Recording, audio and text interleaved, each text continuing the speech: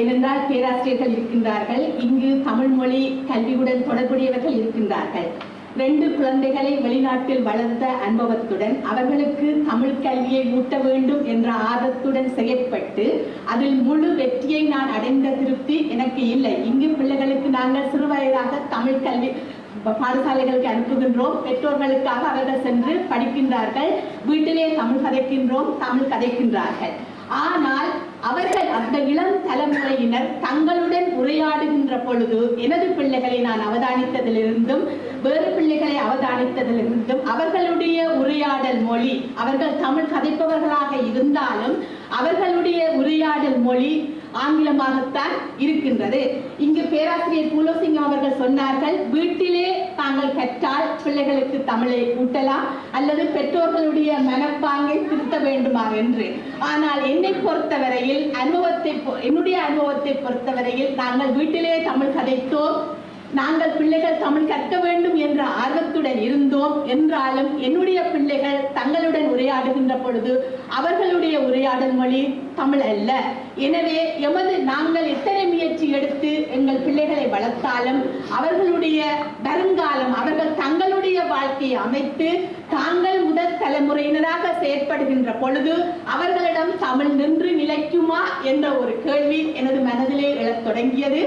இங்கு தமிழ் மொழியுடன், அதாவது HSCக்கு தமிழை பாடமாக எடுக்கின்ற மாணவர்களோ அல்லது நான் சிட்னியிலே வசித்த குறுகிய காலத்திலே மேடைகளிலே பங்கு பெற்றுகின்ற இளம் தலைமுறையினரோ அவர்கள் மிகவும் அண்மை காலத்திலே, அதாவது மனோகரனுடைய பிள்ளைகள் இங்கு பிறந்து வளர்ந்தவர் என்று சொன்னார்கள்.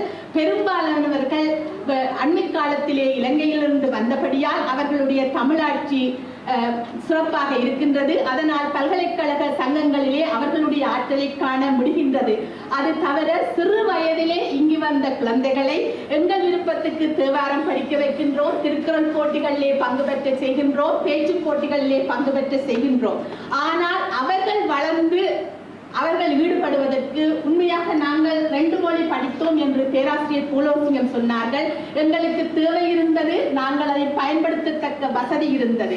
அத்தகைய ஒரு தேவையும் வசதியும் இங்கு இல்லாத நிலையிலே அந்த பிள்ளைகள் தங்களுடைய வாழ்க்கைக்கு அதை தாங்கள் பயன்படுத்த முடியாது என்ற ஒரு காரணத்தை முன்வைத்து இந்த தமிழ் மொழியை புறக்கணிக்கின்றார்கள் என்று நான் கருதுகின்றேன். எனவே இந்த அவையிலே தமிழ் மொழியுடன் ஈடுபாடுடையவர்களாக இருக்கின்ற உங்கள் பலர் இந்த கருத்து எனக்கு இருக்கின்ற ஒரு பயம், இதை பற்றி நீங்கள் என்ன நினைக்கின்றீர்கள் என்பதை அறிய விரும்புகின்றேன். உபயோகிக்கிறார்கள் என்றால் அவர்கள் பேசுகின்ற கருத்துகளுக்கு தமிழ் சொற்கள் இல்லாமல் இருக்கின்ற தமிழ் சொற்கள் தெரியாமல் போகின்றது. எஸ்போ அவர்கள் சொன்னார், அது கணனி என்ற கணினி. 1972ஆம் ஆண்டு தமிழராட்சி மாநிலத்தில் கணனி என்று குறிப்பிட்டதிலிருந்து நான் கணனியை தான் பாவித்து வருகிறேன். அதுபோல் 3வது அரங்கில் 2வது கட்டுரையாக அம்பியவர்கள் தமிழை எப்படி எது சரியான தமிழ் சொல் என்று பின்னர் ஆராய இருக்கிறார்கள். எனவே எமக்கு நாளாந்த பார்வனைக்கு தமிழ் சொற்கள் இல்லை, காணாது, அது தேவை என்பது தான் அடிப்படை காரணம் அவர்கள் வேறு மொழிகளில் பேசுவதற்கு என்று நான் ஒரு முக்கியமான காரணம் சொல்லலாம். அதாவது நாங்கள் மொழி கல்வியோடு மட்டும் நிற்கிறோம் போல தெரிகிறது. அதாவது அந்த மொழியினுடைய பாரம்பரியம், அந்த மொழியினுடைய சிறப்பு, அந்த இனத்தினுடைய பண்பாடு, இதுகளை பற்றி அந்த பிள்ளைகளுக்கு நாங்கள் சொல்றது இல்லை. நான் யாரையும் குற்றம் சொல்லவில்லை. அதாவது அந்த மொழி ஏன் சிறந்தது, அதற்கு 2000 ஆண்டுகளுக்கு முற்பட்ட பாரம்பரியம் உண்டு.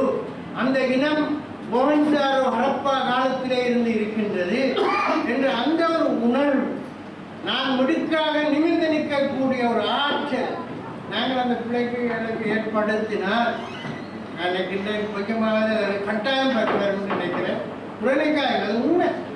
அந்த பிள்ளைகள் சொல்றது what is jar in camp, what is jar என்ன தெரியாது. எனக்கு ஞாபகம் இருக்கு, அது தன்னாயம் மட்டும் தமிழ் கல்ச்சர் என்ற ஒன்று நடத்தி தமிழ் ரைட்டிங்ஸ் என்ற ஒரு அருமையான நூலை வெளியிட்டார். அந்த காலத்திலே அது சிறந்ததாக இருந்தது. இன்று வளர்கின்ற பிள்ளைகள் தமிழ் பிள்ளைகளுக்கு ஆங்கிலத்திலே நாங்கள் எதை முன்வைக்கின்றோம், இதுதானப்பா உங்களுடைய இலக்கியம், இதுதானப்பா உங்களுடைய வரலாறு, இதுதானப்பா உங்களுடைய பண்பாடு என்று சொல்கின்றோமா? இல்லை, இல்லை என்றுதான் நான் நினைக்கிறேன். கலையரசி சொல்லவில்லை நான் சொல்ல. இந்த இந்த இதை ஒரு அளவுக்கு நிவர்த்தி பண்ணினால் அந்த இதை நாங்கள் கூட வளர்க்கலாம் நினைக்கிறேன். அமணி சொன்ன கருத்தை நான் பெரிதும் ஆதரிக்கிறேன். நடைமுறை என்ற பிரச்சனையை எடுத்து கூறினா இந்த பிள்ளைகளுக்கு 2 விதமான அவுட்கங்கள் உண்டு.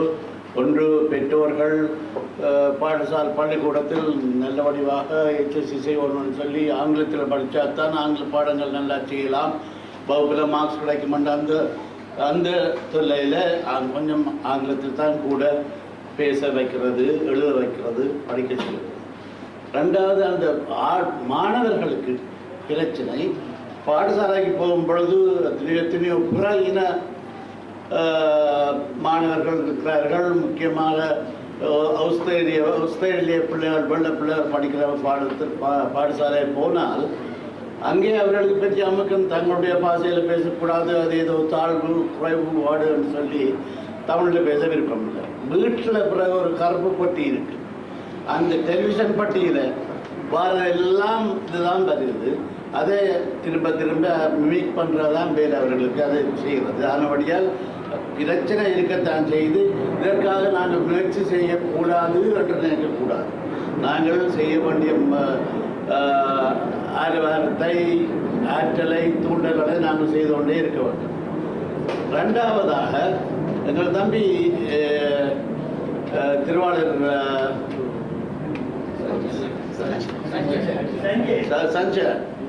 சஞ்சயனுடைய சேமிப்பை பற்றி குறிப்பு சொன்னார்கள். தமிழ் மக்களுக்கு அதில் ஆர்வம் இல்லை, நம்பிக்கை இல்லை, பயப்படுகிறார்கள் தான். அது அல்ல காரணம். காரணம் என்னென்றால் அந்த நாணய சங்கங்களை பற்றி விளக்கங்கள் தெரியாத காரணத்தினாலே பின்னிக்கிறார்களுடைய வேறொன்றும் இல்லை. ஆனபடியால் நாணய சங்கத்திலே எத்தனையோ நன்மைகள் மற்ற வங்கிகளும் பார்க்க ஒப்பிட்டு அதிலே உள்ள நன்மைகள் என்னவென்று சொல்லி படிப்பித்தால் முன்வருவார்கள் என்று நான் அடித்து சொல்வேன். ஏனைய கிரேக்கர்கள், இத்தாலியர்கள் வைத்தபடியால், வங்கியல் வச்சு நடத்துகிறபடியால் அதுபடியாக எங்களுக்கும் பொது ஆட்கள் இருக்கிறார்கள், செய்யலாம். நல்லாக எனக்கு தெரியும். திருவாளர் சஞ்சயன் என்ன இப்போது 4-5 வருடங்கள் முன்னால் இந்த விஷயத்தை பற்றி என்னுடன் பேசியது கூட.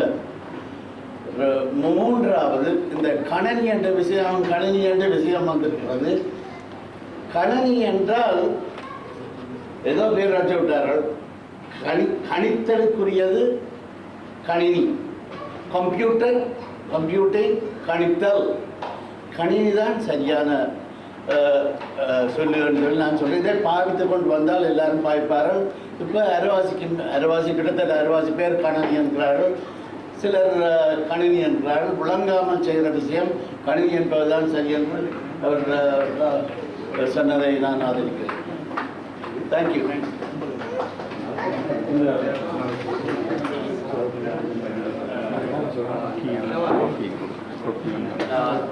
நான் எழுத்தாளனும் அல்ல. இந்த மகாநாட்டுக்கு வருவதற்கே எனக்கு தகுதி இல்லையோ இருக்கோ என்பதை எனது நண்பர் மகேசனின் மூலம் அவர்களுடன் விசாரித்துத்தான் இந்த மகாநாட்டுக்கு வந்திருக்கின்றேன். அந்த முறையில் முதல் கண் எனக்கு வரவிட்டதற்கு உங்களுக்கு எழுத்தாளர்களுக்கு நான் எனது நன்றியை தெரிவித்துக் கொள்கின்றேன். அடுத்தபடியாக இப்பொழுது திருமதி சின்னையா, கலையரசி சின்னையா அவர்கள் எழுப்பிய அதே சப்ஜெக்டில் நான் விடுத்த கருத்துக்களை கூற விளைகின்றேன். நானும் 2 பிள்ளைகளை வெளிநாட்டிலே தான் வளர்த்தனான். 1977ஆம் ஆண்டு இலங்கையை விட்டோ தமிழகத்தை விட்டு வெளியிலே போயிருந்து வளர்த்தனான். பிள்ளைகள் 2 பேரும் தமிழில் நிச்சயமாக வடிவாக பேசுகின்றார்கள், எழுதுவார்கள், வாசிப்பார்கள். ஆனால் அவர்களுக்குள்ளேயே தமிழிலேயே கரைக்கிறார்கள். அதில் பிரச்சனை. நான் சிட்னிக்கு வந்து 1985ஆம் ஆண்டு துவக்கம் ஒரு 5 வருடங்களாக தமிழில் ஈடுபாடு கொண்டிருந்த நான் பாரதியார் கூறியது போக எனது அனுபவத்தில் மெல்ல தமிழினி சாகும் என்று பாரதியார் கூறி வைத்தார். அதை நான் எனது கண் முன்னால் கண்டு கொண்டிருக்கின்றேன். அடுத்த தலைமுறை இன்றைக்கு நான் இந்த மாநாடு நடத்துவதற்கு வந்திருக்கிறோம். இந்த மாநாடை யாருக்காக நடத்துகிறோம் என்றால் என் போன்றவர்களுக்காக. இதில் இருக்கிறவர்கள் எல்லாரும் பார்த்தீர்களா, எங்களை போன்றவர்கள் எங்களுக்கு ஒரு பொழுதுபோக்காக நடத்துகின்றன ஒழிய அடுத்த தலைமுறைக்கு இதால் ஏதாவது நன்மை வரப்போகின்றதோ என்பது என்னை பொறுத்தவரை கேள்விக்குறி. அன்று நான் நண்பர்களும் கருத்த பொழுது ஐரோப்பாவிலே இருக்கின்ற தமிழர்களுக்கு தமிழ் தான் தொடர்பு மொழியாக இன்னும் இருக்கின்றதாக அறிந்தேன். அதாவது Norway, Sweden, Denmark, France, Germany, அங்கே இருக்கின்ற இன்னும் புலம்பெயர்ந்த தமிழர்கள் அவர்கள் ஒவ்வொரு நாடுகளிலும் வாழ்ந்தவர்கள். ஜெர்மனியில் இருப்பவர்கள் ஜெர்மனையும், நோர்வேயில் இருப்பவர்கள் அந்த பாஷை மொழியையும், போலண்டிலே இருப்பவர்கள் டச் மொழியையும் கலைக்கிறார்கள். அவர்கள் ஐரோப்பாவில் கூடும் பொழுது தமிழே அவர்களிடம் தொடர்பு மொழியாக இருக்கின்றது. ஆனால் America, Canada, England, Australia, New Zealand இந்த 5 நாடுகளிலும் இருப்பவர்களிடையே ஆங்கிலமே தொடர்பு மொழியாக இருக்கின்றது என்பதை எவருமே மறக்கவோ மறைக்கவோ முடியாத நிலையில இத்தகைய மகாநாடுகளில் நாங்கள் பெற்றார்கள் எங்களது கடமையை, எங்களது பிள்ளைகளை தமிழர்களாக வளர்க்க வேண்டும். அவர்கள் தமிழர்களாக வளர்ந்தால் தான் தமிழ் மொழி இந்த நாட்டிலே இன்னும் நிலைத்து இருக்கும் என்ற நம்பிக்கையே எங்களுக்கே இல்லாமல் இருக்கின்ற இந்த சந்தர்ப்பத்திலே நாங்கள் பள்ளிக்கூடத்தில் ஒரு வகுப்பு நடத்தலாம், ஒரு HSC ஒரு 90 மார்க்ஸ் எடுக்க விடலாம். அதுகள் எல்லாம் வெளிவேஷங்களை ஒழிய ஒவ்வொருத்தரும் அந்தர ஆத்மாவாக நாங்கள் எங்களது பிள்ளைகளுடன் பேசுகின்ற மொழியும், நாங்கள் ஒரு தமிழ் பிள்ளைகளை கண்டபோது தமிழ் கலைக்கின்ற முறையும் இருந்தால்தான் தமிழ் இங்கே வளரும். அல்லாது போனால் இது எங்கள் தலைமுறையுடன் ஐயா புரோசிங் அவர்களோ, அம்பி அவர்களோ, மகேசன் வானல் மாமா இன்னொரு 10 வருடங்களுக்கு கட்டுரை எழுதி கொண்டிருக்கலாம், எழுதிக் கொண்டிருக்குமே ஒழிய அடுத்த தலைமுறை இது இங்கு எவ்வளவு தூரம் கொடுத்து செல்லும் என்பது கேள்விக்குரிய. நன்றி, வணக்கம்.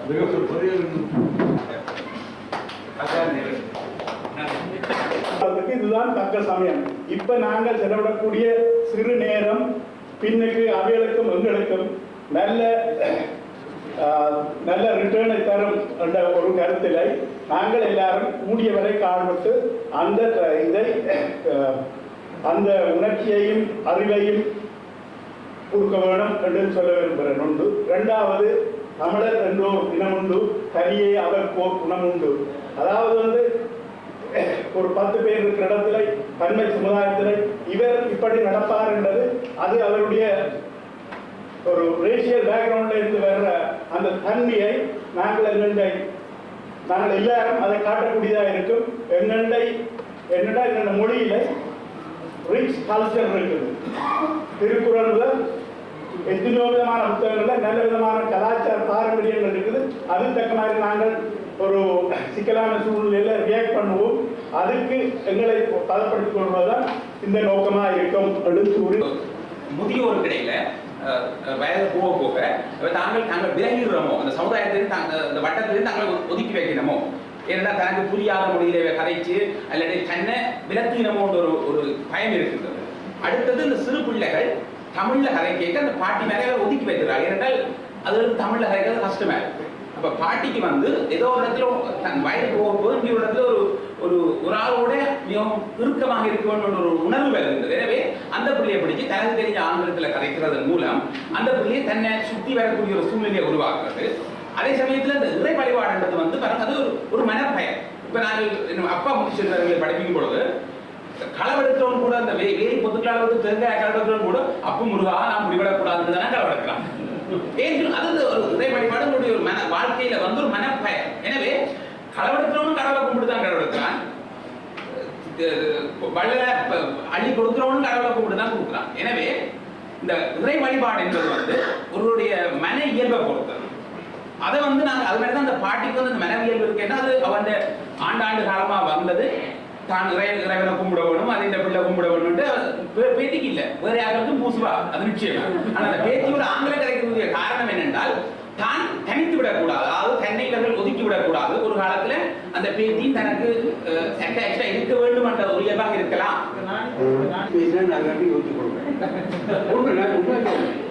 அது கொஞ்சம் ஆங்கிலம் தெரிஞ்சு வழக்கமாக பேசாதவர்கள் தான் அப்படி பேச முயல்வார்கள். அல்லது காலகாலமாக ஆங்கில டீச்சராக இருந்து தான் ஆங்கில டீச்சர் அந்த ஒரு மன வைராக்கியம் இருந்தாலும் அவர் ஆங்கிலத்தை பேசுவார்.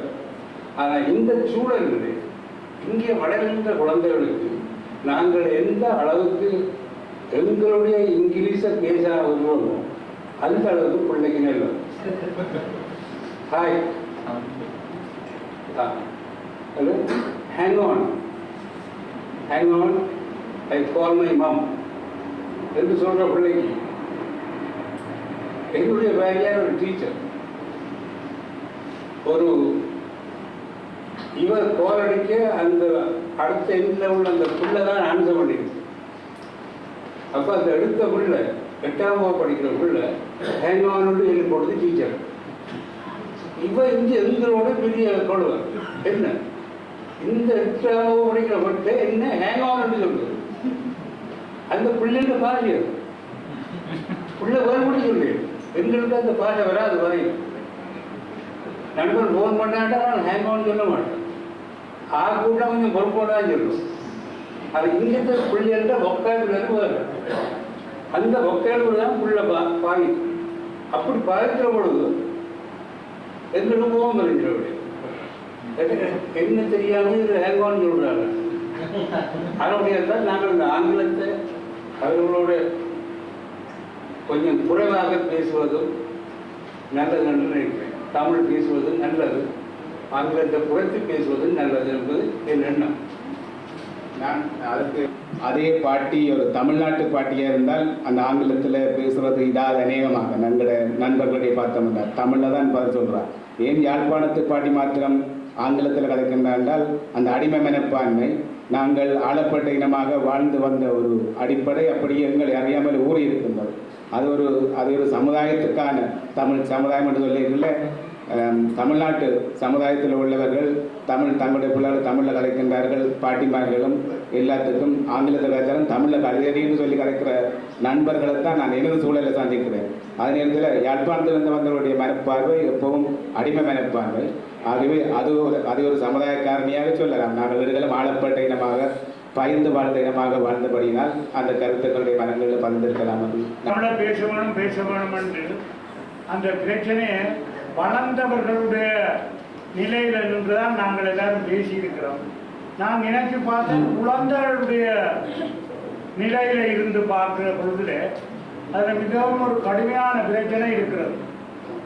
ஒரு குழந்தை பிள்ளை முதல் பள்ளிக்கூடத்துக்கு போகிற பொழுதுல நல்ல கருப்பு, அங்கே முழுக்க எல்லாரும் வேற இனத்து வேற நிறத்து குழந்தைகள். அவன் அங்கே போன உடனே தமிழில் தான் இங்கே வீட்டில் பேசிக்கொண்டிருந்தது. ஆங்கிலம் இந்த எங்களுடைய அந்த நீங்கள் சொல்லுங்களை டிவி பெட்டி கற்றுக் கொடுத்தது.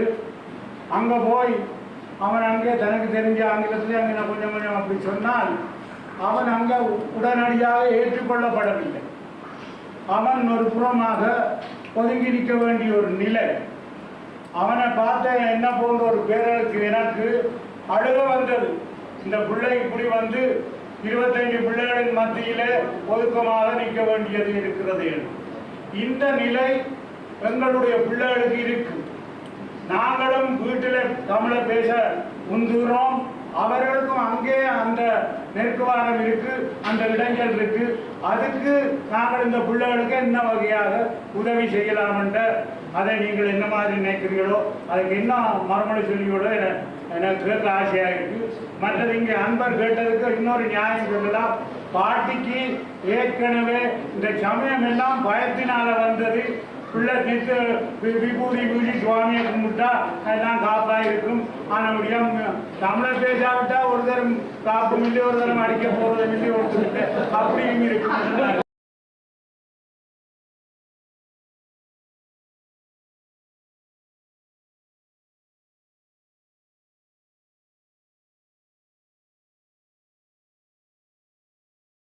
அவர்கள் முதலே குறிப்பிட்டது போல திரு சந்திரஹாசன் அவர்கள், திருமதி அனுஷா தர்மராஜா அவர்கள் மற்றும் வைத்திய கலாநிதி சத்யநாதன் அவர்கள் முதலாவது கட்டுரை நாடக வடிவங்களும் எமது தேவைகளும் பற்றியதாகும். இதை சமர்ப்பிப்பதற்காக உங்கள் எல்லோருக்கும் பரிச்சயமான திரு சந்திரஹாசன் அவர்கள் வந்திருக்கிறார்கள். அவருக்கு அறிமுகம் தேவையில்லை என்று நினைக்கின்றேன். மிகவும் பிரபலமான ஒரு எழுத்தாளர், நாடக ஆசிரியர். அவரை நான் முதலாவதாக அழைக்கிறேன்.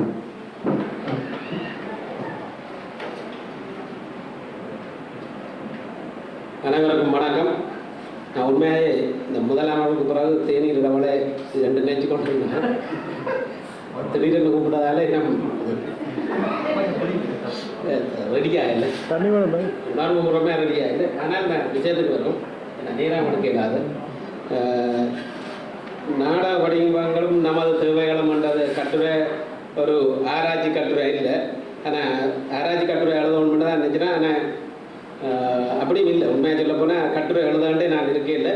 ஆனால் அப்புறம் கட்டுரை தொகைகள் குறைந்து போகுமோன்ற காரணத்தால் பாஸ்கர் சொன்னார் எதுக்கும் ஒரு கட்டுரை எழுதி விடண்டு. அப்புறம் தான் கட்டுரை என்னத்தை பற்றி எழுதுறான்னு போனால் இந்த நாடகங்கள் கலை இதுகளை பற்றி கட்டுரை ஒன்றும் இல்லைன்னு சொன்னார். ஆனால் அப்படியே நான் நாடகத்தை பற்றி எழுதுவோம் சொல்லிச்சேன். என்ன நாடகத்தை பற்றி நான் ஆராய்ச்சிகள் ஒன்றும் செய்யவில்லை.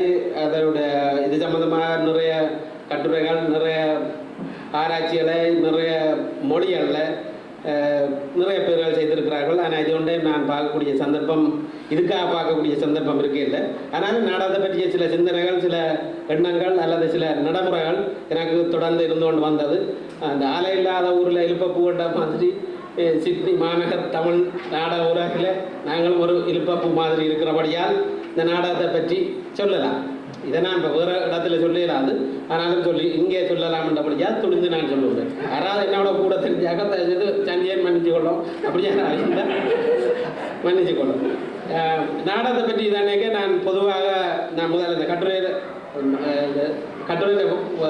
தொடரிலே போய் கொண்டிருக்கேன். அந்த நோக்கு முதலாக என்னென்னா இந்த நாடகத்தை பற்றி என்ன சொல்ல வேணும், ஏன் இந்த நாடகத்தை பற்றி தான் ஏன் நாடகம், அது கொஞ்சம் பின்ன தான் எழுதினா அந்த பின்னோக்க நான் சொல்கிறேன். இன்னொரு அந்த வரலாறு சொல்லுவேன். ஏன் இந்த நாடகம் வந்த ஒரு கரிசனை தமிழ் மக்களிடையிலே இன்றைக்கு சிட்னி தமிழ் மக்களிடையே அதிகரித்து காணப்படுறாரு. ஒரு 10 வருடங்களுக்கு முன்பு நாங்கள் வந்த நேரத்தில் நாடகம்ன்றது கலவலாக்களுக்கு உடனடியாக திடீர் தயாரிப்பாக ஒரு நாடகத்தில் ஆர்வமுள்ள ஒரு தயாரிப்பாளரையோ எழுத்தாளரையோ கூப்பிடுவார்கள். அல்லது தமிழ் பள்ளிக்கூடம் அவர் திடீரென்று ஒரு என்னென்னு சொல்கிறாரு, சாம்பார் தயாரிக்கிற மாதிரி படப்படப்படன்ட்டு 4 நடிகரை கூட்டம் போட்டு ஒரு நாடகத்தை எங்கேயாவது ஸ்கிரிப்டை தேடி எடுத்து பிடிச்சி ஒரு நாடகத்தை போட்டு விடுவார். அது எல்லாமே நிதி உதவி காட்சின்றபடியாக தரமாக இருக்கணுமென்ற அவசியம் இருக்கிறதில்ல. இதே மாதிரி தமிழ் பள்ளிக்கூடத்தில் நாடகம்ன்றது அப்போ இந்த எங்களுக்கு இருக்க பெரிய பிரச்சனையே மைதனை நல்லா தெரியும், இந்த மைக் தான் பிரச்சனை. இங்கே உள்ள பிரச்சனை டெக்னாலஜி தான். கேட்டால் ஆச்சரியமாக இருக்கும். இலங்கையிலே அந்த பிரச்சனை இல்லை, இங்கே உள்ள பிரச்சனையே டெக்னாலஜி. அந்த மைக் இல்லை, எல்லாருக்கும் இந்த மைக்கை பிடிச்சு கொண்டு வசனத்தை பேசுகிறதா நாடகமாக இருந்தது தமிழ் ஸ்கூலில். பிள்ளைகள் 4 வசனத்தை சொன்னால் போதுமானு. ஆனால் இன்றைக்கு 10 வருஷத்துக்கு பிறகு இன்றைக்கு பார்க்கணும் நாடக போட்டிகளை வைக்கிறோம் பள்ளிக்கூடத்துக்குள்ள. நியூ சவுத் வேல்ஸ் தமிழ் கூட்டம் பாடசாலை கூட்டமைப்பு போட்டிகள் வைக்குது. இந்த போட்டியில் அவர்கள் தரமான ஒலி வாங்கி இல்லையாண்டெல்லாம் சண்டை என்றால் அவன் இது சம்பந்தமான பெரிய நீண்ட தயாரிப்பில் ஈடுபட்டிருக்காங்க. இந்த பாடசாலைக்கு தயாரிக்கிற நாடகங்களே இன்றைக்கு பெரிய தயாரிப்பில் இருக்கிறோம். இந்த தயாரிப்பில் மேடை சம்பந்தமான அறிவுள்ளவர்கள் பலர் இன்றைக்கு இருக்கிறார்கள். ஒருமனை மைக்கு எடுத்து வசனத்தை பேசிவிட்டால் நாடகம்ன்றது அல்ல. மேடை என்றது ஒரு முப்பரிமாண தோற்றம் இருக்கிறது. இந்த தோற்றத்துக்குள்ள நாங்கள் அந்த மேடையை முழுமையாக எப்படி பயன்படுத்துறது, இதில் அவரோட இயக்கம் நடிப்பு எப்படி இருக்க வேணுமென்றதை பற்றியெல்லாம் இப்போ கூடாக்குற பலருக்கு இருக்கிறாரு. இதுக்காக நிறைய நாடகத்தில் ஈடுபடுற பலர் எங்களை இன்றைக்கு வந்திருக்கிறார்கள். அது ஒரு அதிர்ஷ்டம் சொல்ல வேண்டும். ஏன் இந்த நாடகம் வேறு எந்த கலை, அதுதான் நான் திருப்பி சொல்ல அதில் இந்த கட்டுரையில் சொல்லியிருக்கிறேன். வேறு எந்த கலையும் விட எழுத்து, சிறுகதை, நாவல், இசை இதுகளை விட இந்த நாடகத்துக்கு கூட ஆர்வம். இந்த நாடகத்தின் ஆர்வத்தால் நடனத்துக்கும் வரும். ஆனால் நாடகத்துக்கும் ஒரு இது பெரிய வேறுபாடு. நடனம் எந்த மொழியும் தெரியாமல் ஆடிக்கொண்டு போவிடலாம். ஆனால் நாடகம் அப்படி இல்லை, மொழியும் கூட தெரியும். அப்போ மொழி கடுமையான பிள்ளைகள். ஆனாலும் பிள்ளைகளுக்கு நாடகம் பண்ணுறவுடனே ஆர்வமாக வரும். 10 வருஷம் அந்த 10 வருஷத்துக்கு முந்தி நாடகம்னா நான் ஒரு பள்ளிக்கூடத்தில் 10 வருஷமாக ஈடுபாடு கொண்டு அந்த பள்ளிக்கூடத்தில் முந்தி நாடகம் நடிக்க ஆரம்பிறான்னு சொன்னால் எல்லாரும் ஓடி போடும். ஆனால் இன்றைக்கு நாடகம் என்று சொன்னோடனே இவ எல்லாரும் என்னென்ன மேடையில் இருக்கிறோன்னு தான் பிரச்சனை. எல்லாரும் ஆர்வமாக இருக்கிறாங்க. எல்லாரும் நாடகம் நடிக்க வேணும் தான் இருக்கிறாங்க. எல்லாரும் நாங்கள் மேடையில் நடிக்கிறார். சும்மா வசனத்தை சொல்லி அவர்கள் நடிக்கிறார். இந்த ஆர்வம் வாரத்துக்கு என்ன காரணம் என்றதுக்கு தான் நான் ஏன் இந்த நாடகம் தேவை வருகிறதுன்றதை பார்க்குறேன். இந்த சமுதாய அமைப்பில் ஒரு புலம்பெயர்ந்த தமிழ் சமுதாய அமைப்பில் வேறு எந்த கலைகளுக்கும் இல்லாத ஆர்வம் நடனத்துக்கு இருக்குது. ஆனால் நடனத்துக்கு நான் அதை பற்றி நான் எடுக்கவில்லை ஏன்னு சொல்லி. ஆனால் நாடகத்துக்கு ஏன் மொழியில் உள்ள ஆர்வத்தை விட நாடகத்தில் கூட ஆர்வம் இருக்குது. ஏன்னு சொன்னேன் இது பெரியாக்களுக்கு கூட இருக்குது. நான் என்னத்தை பார்த்தேன்னு சொன்னால் வளர்ந்து வர பொருளாதார உறவுகள் கூட ஒரு மனிதனுக்கும் உள்ள உறவுகள் அல்லது மனிதனுக்கும் இயந்திரத்துக்கும் உள்ள உறவுகள் நெருக்கமாகும். ஒரு இயந்திரம் மனிதனுக்கிட்ட வருது, மனிதன் செய்கிற வேலையெல்லாம் செய்ய தொடங்க, மனிதன் இயந்திரமாக கொண்டு போகிறான். கொஞ்சம் கொஞ்சமாக இயந்திரம் மாதிரி சொன்னதை செய்கிற லெவலில் வராங்க, உணர்வுகளை இழந்து போகிறான். இந்த மனிதனுக்கும் இயந்திரத்துக்கும் இடையில உறவு நெருக்கமாக கொண்டு வர வர மனிதன் தன்னுடைய உழைப்பில் இருந்து அந்நியமாகிறான். இது ரஷ்யாவில் நீண்ட காலத்துக்கு முந்தைய இதை பற்றி நிறைய ஆராய்ச்சி செய்திருக்கிறார். இந்த அந்நியமாக ஏலியனைசேஷன், தன்னுடைய உழைப்பில் இருந்து அந்நியப்படுறான். அப்போ ஃபேக்டரியில் வேலையேற வருதான், அந்த ஃபேக்டரி என்ன ப்ரொடியூஸ் பண்ணுற அந்த ப்ரொடக்ஷனில் தான் என்ன செய்தார்ன்றது அவனுக்கு தெரியாது. அதே மாதிரி தான் இன்றைக்கு எல்லாரோட வேலை என்ன எல்லாத்துலேயும் ஸ்பெஷலைஸ்டான, அதாவது விசேஷமான பயிற்சி பெற்ற துறைகளில் அவர் தான் செய்து கொண்டு. நான் ஒரு நீண்ட ப்ரொடக்ஷனில் ஒரு குறிப்பிட்ட பகுதியில் ஒரு வேலையை செய்து கொண்டு இருக்கிறபடியா எனக்கு கடைசி உற்பத்தி பொருளில் எனக்குள்ள உறவுகள் குறைந்து கொண்டு வருகிறேன். ஆனபடியா நான் என்னுடைய உழைப்பிலிருந்து அந்நியமாடுறேன். ஆனபடியா உழைப்பில் சாட்டிஸ்ஃபேக்ஷன் இல்லை. அப்போ உழைப்பு ஒருமனை காசு சம்பாதிக்கும் ஒரு கருவியாக ஒரு வித்தையாக பயன்படும். இந்த நேரத்தில் மனிதனுக்கும் உள்ள உறவுக்காக வேறு ஏதோ தேவை வருது. இந்த தேவையை இப்படியான கூட்டங்கள் ஓரளவு கொடுக்குது. எங்களுக்கு வேறு ஒரு உணர்வு, மனிதனுக்கும் உள்ள உழைப்பு ரீதியாக உறவு வராத நேரத்தில் உழைப்புக்கு அப்பாற்பட்ட ஒரு உறவு வருது. இந்த உறவு நெருக்கமாக இருக்கிறதுக்கு எப்படியான இது இப்போ இந்த கூட்டத்தை எடுத்துக்கொண்டா நான் பேசுகிறேன், நீங்கள் வேட்டி கொண்டு இருக்கீங்க. சரி, இங்கே நீங்கள் பார்வையாளர்கள், நான் நடித்து கொண்டிருக்கேன். ஆனால் நாடகம் பார்வையாளரையும் நடிகனையும் கூட நெருக்கமாக. ஆனால் இதுக்காக தான் இந்த நாடக வடிவத்தை பற்றி நான் இந்த கட்டுரை சுருக்கமாக இருந்தாலும் அதில் தெளிவாக இருக்கேன்னு நினைக்கிறேன். நான் பேசுகிறத விட வாஜ்பாரு இந்த பார்வையாளருக்கும் நடிகனுக்கும் உள்ள உறவு ஒரு ப்ரொசீனியம் தியேட்டர்னு சொல்கிற இந்த படச்சட்ட அரங்கில் நாங்கள் இருட்டுக்குள்ளே வைக்க போகிறோம். நீங்கள் இப்போ இது பேச்சு கொஞ்சம் க்ளோஸாக தான் இருக்குது. என்ன நாடகத்தை நீங்களும் படித்தேன், நானும் படித்தேன். ஆனால் நாடகம் நடக்க நான் வெளிச்சத்துக்கு வந்து விடுவேன், அதான் நடிக்கிறவன் அல்லது நாடகம், நீங்கள் இருட்டுக்கு நிற்கும். ஸோ அந்த அந்நியமாக கொஞ்சம் பிரிட்ஜ் தான் வைக்கிறோம். ஏன்னா ஒரு மாய உலகத்தை இங்கே கிரியேட் பண்ணி உங்களுக்கு ஒரு வித்தாடும். ஆனால் இது எங்களோட எதிர்கால இந்த சமுதாயத்துக்கு தேவையான ஒன்றை இந்த படச்சட்ட நாடகத்தன்மை கொடுக்க மாட்டாது என்றதான் சொல்லவார். அதாவது ஏன் எங்களுக்கு நாடகம் தேவைன்னு சொன்னால், இந்த எங்களோட உழைப்பில் இருந்து அந்நியப்பட்டு போகிற நிலையில் இருந்து நாங்கள் புதிய மனிதர்களுக்குள்ளே புதிய உறவுகளை வளர்க்க எங்களுக்கு கலந்து வேறு. இதைத்தான் பல்கலைக்கழகத்தில் தமிழ் சங்கங்கள் செய்யுது. ஏன்னா அவர்களுக்குள்ள வேற ஒரு உறவு உருவாக வேண்டும், அந்த உறவை சாட்டிஸ்ஃபேக்ஷனை கொடுக்கும். ஏன்னா அந்நியப்பட்டு போகிறார். இந்த அந்நியமாதல் இந்த புலம்பெயர்ந்த சூழலில் தான் நீங்கள் அதிகமாக இருக்கும். ஏன்னா எங்களோட முழு சூழலுமே வேறமாயிடும். ஆனபடி எங்களோட தொழில் எங்களோட மற்ற வேலை செய்கிறவங்களோட கூட நாங்கள் தொழில் ரீதியாக உறவை வச்சுக்கொள்ள முடியும். ஒன்று எங்களோட தொழில் ஸ்பெஷலிஸ்டாக இருக்கிறபடியே நான் செய்கிறவர்களுக்கும் அவனுக்கும் விவாதங்கள் வர வேண்டிய அவசியம் இல்லை. நான் என்ன வேலை செய்து போட்டுப்போம், நான் அவன் வேலை செய்து போட்டுப்போம். இதை எல்லாத்தையும் முருகன் தொகுத்து கடைசியாக ஒரு ப்ரொடக்ஷன் வெளியில் வரும். இது இப்படி செய்கிற சரியோண்டு நான் சொல்ல வேண்டிய அவசியம் இல்லை. அவன் செய்கிற சரியோண்டு நான் செய்கிறது சரியோண்டு அவன் சொல்லலாண்டா அது என்ன ஸ்பெஷலைஸ். நான் செய்கிறது சரி அவன் செய்கிற சரியோண்டு நானும் போய் செய்யலாண்டா அது எனக்கு தெரியாது. அதால் இந்த அந்நியம் அப்போ அப்படியான இதில் புதிய உறவுகளை வளர்க்கக்கூடிய நாடக வடிவம் இது. அதுக்காக தான் இந்த ஒரு பயணத்தின் கதையை பற்றி நான் இதில் எழுதியிருக்கிறோம். ஒரு பயணத்தின் கதையை 10 வட்ட கலரில் செய்தேன். நடுவில் நாடகம் சுற்றி வர இருந்து நாங்கள் பார்க்கணும். இது உறவை இருக்குது, 2 பேரும் லைட்டில் தான். இது அடுத்தது என்ன, அதுக்கு அடுத்த வடிவம் இது தாசி லண்டனில் ஒரு நாடகத்தை செய்தார், ஃபோரம் தியேட்டர். இந்த ஃபோரம் தியேட்டர் என்ன சொன்னால், நாடகத்தில் நடிகர்கள் நடித்து கொண்டிருக்கிறார்கள். நடித்து கொண்டிருக்க இடையில் அவர் நிப்பாட்டி போட்டு ஓகே இந்த நாடகம் முடிஞ்சுது, இந்த பகுதியை நான் இப்படியே திருப்பி செய்கிறேன். இதை திருப்பி செய்ய உங்களுக்கு ஒரு அபிப்பிராயம் வந்தால் நீங்கள் அந்த பாத்திரத்தோடு வந்து கதைங்க. நீங்கள் நம்ப மாட்டீங்க, நிறைய பேர் வந்து அதில் ரியாக்ட் பண்ணிச்சு. நிறைய பேர் வந்து அந்த பாத்திரங்களோட கதைக்கணும். அந்த பாத்திரம் ஸ்பெஷலி ட்ரெயின்டாக இருக்கணும். சும்மா மடத்தனமான சொல்கிற ஸ்கிரிப்டை வாங்கி அதை பிரதி பண்ணுற திருப்பி சொல்கிற பாத்திரமாக இருந்தால் அது சரி வராது. அப்போ இந்த பாத்திரமும் அதுக்கு தயாராக இருக்கும். ஒரு பெண் பாத்திரம் தான் அதை செய்தது. அப்போ ஒவ்வொரு ஆக்கள் வந்து சரி இந்த நாடகத்தை இப்படி செய்திருக்கப்படா, இந்த மாதிரி செய்தால் தான் சரின்னு சொல்லி போட்டு இன்னொரு பாத்திரம் வந்து அதில் மேடையில் இருந்த ஒரு ஆள் வந்து நடிக்கிறார். அப்போ இந்த பெண் பாத்திரம் சிலைக்காமல் அதுக்கு பால் கொடுத்துக்கணும். அவர் எல்லாம் போட்டார். ஏன்னா அந்த பெண்ணை மாற்றணும். சரி என்னென்னு கண்டினியூ பண்ணி மேடையில் வந்து அவள் செய்கிறது பிள்ளைய அவள் என்ன செய்கிறான் இதுதான் கதை. ஒரு இலங்கையிலேருந்து ஒரு வெளிநாட்டிலேருந்து ஒரு வந்து விட்டான், என்ன கொழும்புக்கு என்ன லண்டனுக்கு வந்து விட்டான் அகதியை. இப்போ இவன் வந்து இப்போ இருக்க இடம் இல்லை இடம் இருக்கிறான். அப்போ புருஷன் எங்கேயோ ரோட்டில் ஆண்ட இடத்துல அவரை கூட்டிக் கொண்டு வீட்டை வரான். மணி சொல்லி போட்டு இங்கே ஒரு தடவை பிடிக்கலாம். இது வேறு விஷயம். இது தமிழுக்கும் இது சம்பந்தம் இல்லை. இங்கே எங்களுக்கு எவ்வளோ பிரச்சனை, வீடுகள் ஒழுங்காச்சு, இவன் யாழ்ப்பாணத்துலேருந்து வரான், இவனுக்கு அங்கே என்ன படிக்காடான்னு இவனுக்கு தெரியுமோ கூட என்ன வாங்கிட்டு இப்படி எல்லா பிரச்சனையும் வந்து இவன் சொல்ல சொல்ல சொல்ல சொல்ல மனுஷியும் அதுக்கு பதில் இதை கொடுத்து கொடுத்து கலைக்கணும். அப்போ இந்த புருஷனை நடிக்கிறத ஒவ்வொரு ஆளும் செய்து காட்டு.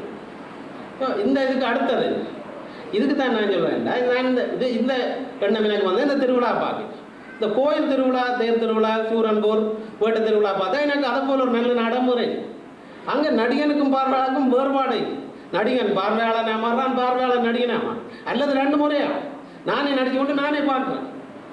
சரி, 19 சூரன்பூரை வச்சு தான் திணிப்போர் நாடகத்தை செய்தவர், கிரவுண்டுக்குள்ளே செய்தவர், பப்ளிக்காக ஒரு பிளே கிரவுண்டுக்குள்ளே செய்தவர். இந்த பிளே கிரவுண்டுக்கு செய்தால் நாங்கள் கட்டுப்பதில் வரைக்கும் சிங்கள சுடன் செய்தவர் பிளே கிரவுண்டுக்கு நடக்கும் சித்தவர் வந்து நாங்கள் பார்க்கணும். ஆனால் இதில் ரியாக்ஷன் இல்லை, சூரன்பூர்லேயும் ரியாக்ஷன் இல்லை, நீங்கள் பதில் இது கொடுக்கல. ஆனால் வீதி நாடகங்கள் வந்து யாழ்ப்பாணத்தில் செய்தாங்க, விடுதலை புலிகள் அமைப்பின் ஆதரவோட சில நாடகங்கள் உண்டு. அந்த நாடகங்கள்லாம் வீதியில் டக்குன்னு இப்படி போய்கொண்டு ஒரு மார்க்கெட் ஆக்கள் கூடுற இடத்துல உடனடியாக நாடகம் நடக்கும். அதில் நீங்கள் ரியாக்ட் பண்ணலாம், இந்த பாத்திரத்துக்கு கூட ரியாக்ட் பண்ணலாம். இப்படியான இதை என்ன நீங்கள் கொண்டு வரணும். அதுக்கும் மேலே தேர்தல் இதுகள் மாதிரியான வடிவத்தில் ஒரு நாடகத்தை கொண்டு வரலாம். இந்த நாடகத்தில் பார்வையாளரும் சேர்ந்து பங்கு பெறலாம். பார்வையாளருக்கும் நடிகருக்கும் உள்ள வேறுபாட்டை என்னென்று இல்லாமல் செய்கிறது. இந்த புதிய வடிவங்களை எப்படி உருவாக்குற, இந்த புதிய வடிவங்கள் எவ்வாறு நம்முடைய புதிய சமுதாயத்துக்கு, புதிய மக்களுக்கு பயனுள்ளதா அல்லது பொருத்தமாக, அல்லது எது அந்த அந்நியப்பட்ட போல நிலையில இருந்து அவர்களை இயந்திரத்திலிருந்து மீட்டெடுக்க அதனால் தான் முடியும். இது நாடகத்துக்கு மட்டுமே, நாடக கலைக்கு மட்டும்தான் இருக்குது, மற்ற கலைகளுக்கு இல்லை. ஏனென்றால் இந்த நாடகத்தில் தான் அவர்கள் மொழியை பயன்படுத்தி ஒவ்வொரு தங்களுடைய கருத்துக்களை பகிர்ந்து கொள்கிறார். இதுலேயும் பகிர்ந்து கொள்கிறார். ஆனால் நாடகத்தில் அது கூட ட்ராமட்டிக்காக நடக்குது. நாடகத்துக்கும் நிஜ வாழ்க்கைக்கும் வேறுபாடு வேலை குறையும். மெக்கின்டார் சொன்னேன், நாடகத்துக்கும் இதுக்கு ஒரு விபத்து நடக்கும். இதில் நீங்கள் போன உடனே ஒரு ஆக்சிடென்ட் நடக்கும். உடனடியாக ஒரு ஆள் நாங்கள் எங்களுக்குள்ள நடிக்க தொடங்கும். உண்மையாக தான் நடிப்பு. அதுக்கும் மேடைக்கும் என்ன வித்தியாசம்? இந்த விபத்தை மேடையில் உருவாகும், அதில் நடக்குது, இதில் உருவாகும், அவ்வளோதான் வித்தியாசம். மற்றபடி எல்லாம் நடிப்பு தான். நாங்கள் ஒவ்வொரு ஆளும் ஒவ்வொரு நேரம் ஒவ்வொரு ஆளை சந்திக்க நாங்கள் நடித்துக்கொள்வோம். அதுக்கு உதாரணம் இதில் எழுதி ஒரு நேர்முக பரீட்சை போய்க்க நாங்கள் எங்களை தேவைப்படுத்துவோம். எங்களோட உடல், எங்களோட மொழி, என்ன கதைக்க போகிறோம், மற்ற என்ன ஆக்ஷன், என்ன முகபாவங்கள் எல்லாமே நாங்கள் தேவைப்படுத்துவோம். இது நடிப்புன்றது ஒவ்வொரு மனிதனுக்கும் நடிகன் என்று ஒரு தான் தனிப்பட்ட முறையில் இல்லை, எல்லாருமே நடிகர் தான். அதான் உலகமே நாடகமாடேன் யாரோ சொல்லி போட்டு போட யாரு எல்லாருமே நடிக்கிறோம் தான். இந்த நடிப்பை என்னென்று ஒரு நடிப்புன்றது அது நடக்கிற ஒரு சம்பவத்துக்கு நாங்கள் நடிக்கிறோம். இங்கே ஒரு சம்பவத்தை உருவாக்கி போட்டு நடிக்க வைக்கிறோம். எனக்கு சில ஐடியாக்கள் இருக்குது, அது என்ன வரும்போது. ஆனால் இந்த மாதிரி எங்களுக்கு பொருத்தமான நாடக வடிவங்களை என்னென்று உருவாங்க. இதை சிலவள ஒரு பர்த்டே பார்ட்டியில் வைக்கலாம். இதுக்கு ஒரு பெரிய அரங்களும் தேவை. இந்த மாதிரி என்னென்ன ஃபோரம் தியேட்டர் இது இது இப்போ எங்களுக்கு நடக்கிற ஃபங்க்ஷன்களுக்குள்ளேயே செய்து கொள்ளது. இப்படியான இதுகள் தான் நான் நினைக்கிறேன் எதிர்காலத்தில் எங்களுக்கும் எங்களோட பிள்ளைகளுக்கும், ஏன்னா இது மொழிகளும் கடந்து வரும், பிள்ளைகளுக்கும் இந்த கலாச்சார பாதங்களை இணைக்கவும். ஏன்னா அது எங்களோட பாரம்பரியத்தில் தான் இந்த வடிவங்கள் கூட இருக்குது. இந்த நாங்கள் திருவிழா கழுதுகள் அந்த கூடி நேரம் கூடியிருக்கும். வணக்கம். அவரை உங்கள் அனைவருக்கும் தெரிந்திருக்கும். இங்கு சிட்னியில் பிரபலமான ஒரு நாடக ஆசிரியை. சிட்னியில் சில ஆண்டுகளுக்கு முன்பு ஆரம்பிக்கப்பட்ட நாடக பள்ளியிலும் ஒரு முக்கியமான ஆசிரியராக கடமையாற்றியவர். அவரை நான் இப்போது அழைக்கிறேன். அனைவருக்கும் வணக்கம். எனக்கு இந்த மாதிரி அரங்குகளில் பேசிய அவ்வளவு அனுபவம் இல்லை. இருந்தாலும் எனது அறிவு கட்டிய அளவு நான் பேச வந்துள்ளேன். நாட்டியத்தை பற்றி நான் பேசும் பொழுது, நாட்டியம் பல ஆண்டுகளாக, அதாவது பண்டை தமிழர்கள் வளர்த்த கலைகளிலே மிகவும் பழமை பெருதிய ஒரு கலை நமது பரதநாட்டியமாகும். இந்த பரதநாட்டியத்தை நாங்கள் கற்கும் பொழுது சில நெற்கிறார்கள் தற்கால நோக்கின்படி சில நெற்கிறார்கள் பரதநாட்டியத்தை கற்பது ஒரு ஃபேஷன் என்றும், சில நெற்கிறார்கள் அந்த பரதநாட்டியத்தை கற்பது ஒரு என்ன சொல்லலாம், ஒரு பெற்றார்களுக்கு ஒரு ஆசை. நமது குழந்தைகள் பரதநாட்டியத்தை கற்று மேடையில் ஏறி அரங்கேற்றம் செய்து அத்தோடு அதை நிறுத்தி விடுவது ஒரு ஆசையிலாயும் பரதநாட்டியத்தை கற்கிறார்கள். ஆனால் எனது அறிவு கேட்டிய அளவு நான் பரதநாட்டியத்தை பற்றி சொல்ல வேண்டியது என்னவென்றால், பரதநாட்டியத்தை நாம் கற்பதால் நமது மொழி, கலாச்சாரம், சமயம் என்பதற்கு ஒரு ஊன்றுகோலாக அமைவது பரதநாட்டியம். ஏனெனில் இந்த பரதநாட்டியத்தை ஆதி மூலத்தில், அதாவது நடராஜர் ஆடிய பொழுது அந்த கலையை நாங்கள் கற்கும்போது நமக்கு ஓரளவு நமக்கு அந்த கலாச்சாரம், அதாவது சமயத்தின் ஒரு பற்றி நமக்கு வருகிறது. இப்போ நாங்கள் அதை கற்கும்போது முதலாவது அதை பற்றி கொஞ்சமாவது தெரிந்திருக்க வேண்டும். அதாவது சிவபெருமான் யார், பார்வதி யார். இப்போ நாங்கள் ஆசிரியர் என்ற முறையில், இப்போ நான் இந்த ஒரு ஆஸ்திரேலியாவில் வந்து இந்த கலையை சொல்லிக் கொடுக்கும்போது நான் எனது மாணவியர்களுக்கு நாட்டியத்தை கற்பிப்பதுடன் முக்கியமாக சமயத்தையும் சொல்லிக் கொடுக்குறேன். அதாவது இப்போ நம்ம ஒரு பதத்தையோ அல்லது ஒரு சப்தத்தையோ எடுத்து சொல்லிக் கொடுக்கும்போது அந்த பதத்தில் நாயகன் நாயகியாக இருப்பது யார்? உதாரணத்துக்கு ஒரு சப்தத்தை எடுத்தால் அதில் கிருஷ்ணருடைய சப்தம் என்றால் அந்த கிருஷ்ணர் யார், கிருஷ்ணர் எப்படிப்பட்டவர், கிருஷ்ணருடைய தோற்றம் என்ன, அவரை பற்றிய கதைகளையும் சொல்லிக் கொடுக்குறேன். அப்போ நான் வகுப்புல நாட்டியத்தை மாத்திரம் சொல்லிக் கொடுக்கவில்லை, நாட்டியத்துக்கான அந்த கதை, கலாச்சாரம், பண்பு அதுகள் எல்லாம் தான் அதில் சேர்ந்து சொல்லிக் கொடுக்குறோம். அப்போ இந்த நடனத்தை நாங்கள் சொல்லிக் கொடுக்குற போது சமயத்தோடு மட்டுமல்லாமல் முக்கியமாக நாங்கள் 3 விதமான இதை பின்பற்றுகிறோம். அதாவது பரதநாட்டியத்தில் முக்கியமாக 3 உறுப்புகள் இருக்கிறது. அதாவது நிருத்தியம், நாட்டியம் என்று. நிறுத்தம் என்று நாங்கள் சொல்லும் பொழுது நிறுத்த வகுப்பை சேர்ந்தது முக்கியமாக உடல் அசைவுகள், அதாவது நாங்கள் அடவுகள் என்றதை சொல்லுவோம். நாட்டிய வார்த்தையை சொல்லும் போது அடவுகள் என்று சொல்லுவோம். எழுதும் போது நாங்கள் அதை சொல்லுவோம். நிறுத்தம் என்ற சொல் உடல் அசைவுகளை கொண்ட ரசபாவங்களை நீக்கிய அடவுகளினாலே பொருத்தப்பட்ட உடல் அழகினையும் நெளிவு சுழிவுகளின் குலைவுகளையும் தாரக்கூறுகளின் விசித்திர கூர்மையினையும் பொறி பறக்கும் பாத ஜாலங்களையும் இசை, அதன் தாளம், லயம் இவற்றின் வல்லின மெல்லினங்களையும் உருவகப்படுத்தும் உன்னத கலைதான் நிறுத்தம் என்று சொல்கிறோம். அதாவது இப்போ நாங்கள் மாணவர்களுக்கு அதை நாங்கள் கற்றுக் கொடுக்கும் பொழுது முக்கியமாக உடல் அசைவு என்று சொல்லும்போது அடவு என்ற சொல்லை பாதிக்கின்றோம். அந்த அடவு என்பது நாங்கள் ஆரம்பத்தில் முதல் நாட்டியம் கற்றுக் கொடுக்கும் பொழுது மாணவர்களுக்கு தேகத்தில் ஒரு ஸ்திரமான நிலையை உண்டாக்குவதற்காக நாம் அந்த அடவுகளை சொல்லிக் கொடுக்கிறோம். அந்த அடவுகள் நாங்கள் கற்றுக் கொடுக்கும் போது மாணவர்கள் உடல் ஸ்திரத்தோடு உடலுக்கேற்ற ஒரு உடல் சொல்லலாம் ஒரு தைரியத்தையும் அவர்களுக்கு அது கற்றுக் கொடுக்கிறது.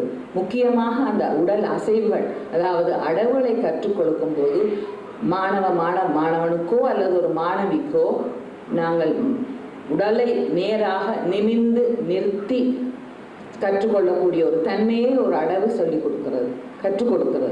அந்த அடவை நாங்கள் சொல்லிக் கொடுக்கும் பொழுது அடவு நிமிர்ந்து நேராக நின்று ஆடும் பொழுது நாங்கள் என்ன செய்கிறோம்?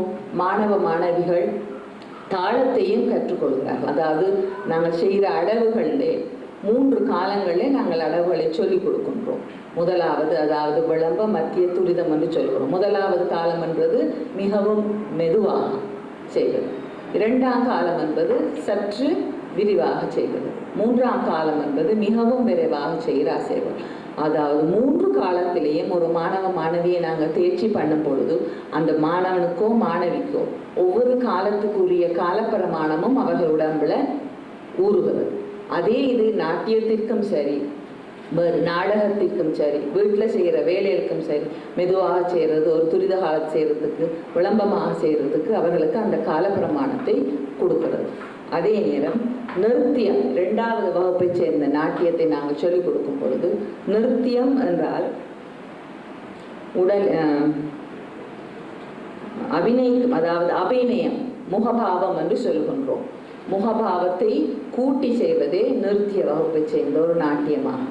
அதாவது அபிநயம் என்றால் நாங்கள் மனசிலே நமது ஒரு உணர்ச்சியை, மனசிலே தோன்றுகிற உணர்ச்சிகளை பாவத்தினால் வெளிப்படுத்துறதே அபிநயம் என்று சொல்கின்றோம். அபிநயம் என்று நாங்கள் சொல்லும்போது உதாரணத்திற்கு நமது உடல் அசைவுகளை மட்டும் அடுத்தாமல் கையிலாலே செய்கிற முத்திரைகள் என்று சொல்லுவோம். அதாவது நாங்கள் கை விரல்களினாலே செய்கின்ற ஒவ்வொரு குறியீடுகளைத்தான் நாங்கள் முத்திரைகள் என்று சொல்கிறோம். அந்த முத்திரைகளிலே நமக்கு ஒரு கைகளால் செய்கிற முத்திரைகள் 28 உள்ளது, 2 கைகளால் செய்கிற முத்திரைகள் 24 உள்ளது. அந்த முத்திரை அசைவுகள் நமக்கு ஒரு பதத்தையோ அல்லது ஒரு பாவத்தையோ வெளிப்படுத்துவதற்கு மிகவும் ஊண்டுகோலாக இருக்கிறது. இதே முத்திரைகள் நாங்கள் நாட்டியத்தில் எல்லாம் நாடகங்களிலே செய்யும் போது கூட நாங்கள் அந்த முத்திரைகளை பாவிக்கிறோம். ரைட்? நாட்டியத்தில் நாங்கள் ஆடும்போது அதை கொஞ்சம் கூட அதை அழகுபடுத்தி மிகைப்படுத்தி செய்கின்றோம். நாடகங்களிலே செய்யும் போது அதே முத்திரைகளை மிகைப்படுத்தாமல் செய்யலாம். நாங்கள் உதாரணத்துக்கு நாட்டியத்திலே நாங்கள் இங்கே வா என்று சொல்கிறோம். இப்போ நாங்கள் நாட்டிய முறையில் அதை செய்யும் போது கையை கொஞ்சம் தூக்கி அழுத்தி இங்கே வா என்று காட்டுவோம். நாடகமாவல் செய்யும் போது அல்லது சாதாரண ஒரு வாழ்க்கை முறையிலேயே நாங்கள் செய்யும் போது இங்கே வாண்டு கூட்டலாம், அல்லது இங்கே வாண்டு சொல்லலாம், இங்கே வாண்டு கூப்பிடலாம். இதே தான் நாங்கள் நாட்டியத்திலே செய்கிற போது கொஞ்சம் அதை மிகப்படுத்தி கொஞ்சம் இதாக செய்கிறோம். அப்போ இதை நாங்கள் நிருத்தியம் என்று சொல்கிறோம். நம்ம அந்த நாட்டிய பாஷையிலே சொல்லும் போது இதே ஒரு பாட்டை எடுத்து அந்த பாட்டுக்கு கருத்தாக நாங்கள் விளக்கப்படுத்தி செய்யும் போது அதை நிருத்திய வகையான நாட்டியம் என்று சொல்கிறோம். 3வது வகையாக நாங்கள் எடுத்துக்கொண்டால் அது நாடக வகை. நாடகம் என்று சொல்லும்போது நாங்கள் இந்த 2 வகுப்பை நிருத்தியத்தையும் நிறுத்தத்தையும் இணைந்து ஒரு கதை அம்சத்தை வெளிப்படுத்துவது, பலவிதமான கதாபாத்திரங்களை உருவப்படுத்தி அதை செய்கிறது தான் நாட்டிய என்று சொல்லுவோம். நாடகம் என்று சொல்லலாம், நாட்டியம். இந்த 3ம் சேர்ந்ததே பரதநாட்டியத்தில் மூலாயுத.